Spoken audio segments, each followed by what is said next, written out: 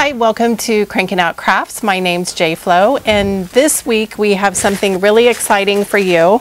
How to do some simple techniques on canvas. And this is one of the paintings we'll be doing. And this is a technique that I'll be showing you today, how to blend colors and using two different colors. These projects are great for summer and great to use with the kids while they're home.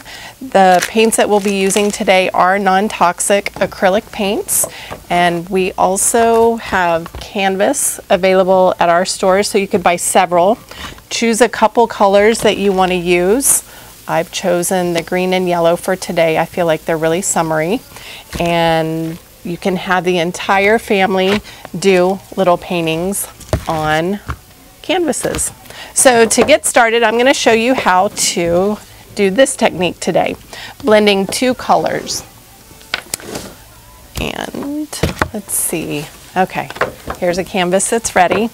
And we also have brushes. These are 25 brushes in a pack. So everybody in the family will be able to find a brush that they want to use. Lots of variety in there too.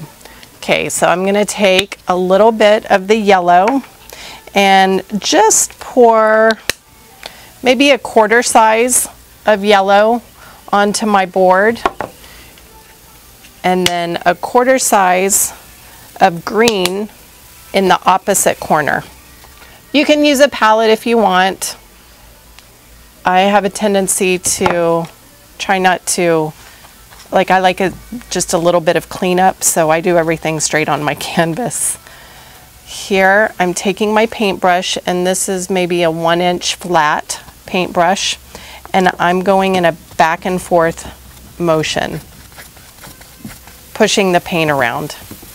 So the paint is going in many different directions, not just one, but you can totally do that.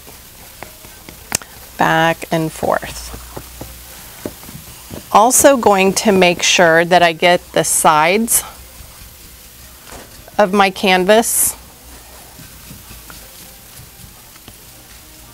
this way. If you don't want to frame your piece, it's painted on the sides and you don't actually have to frame it.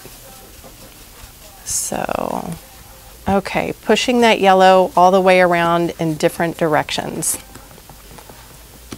I'm starting with my light color, if you notice. Okay, then next I'm going to take my brush and a napkin and just wipe off the excess. I still have some yellow on there, which is fine. It's almost dry. Now I'm going to work my green in the same format that I did before, going back and forth and getting the sides, going back and forth. I'm staying in the corner and away from the yellow until I get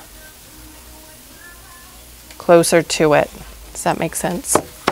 Not touching the yellow until I get all this like a really nice green.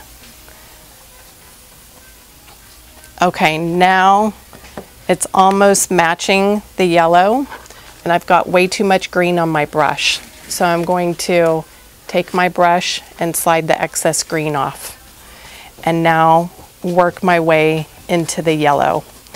If the yellow is already a little bit dry, like the blending isn't really happening here, it's way more green, I'll just take a little bit of yellow, just a touch. Actually, I'll put it on my brush this time. Just like that. It looks like mustard. And then blend. This just gives a really unique background to pictures with lots of texture. And I love the way that it looks. You can even hang this just by itself on the wall. This technique works great when you have maybe a primary color, and also gold would look nice. So there we go. It's a great background, or you can just hang it just like this by itself. Join us on our next segment, and we will be working on how to do flowers on a plain background.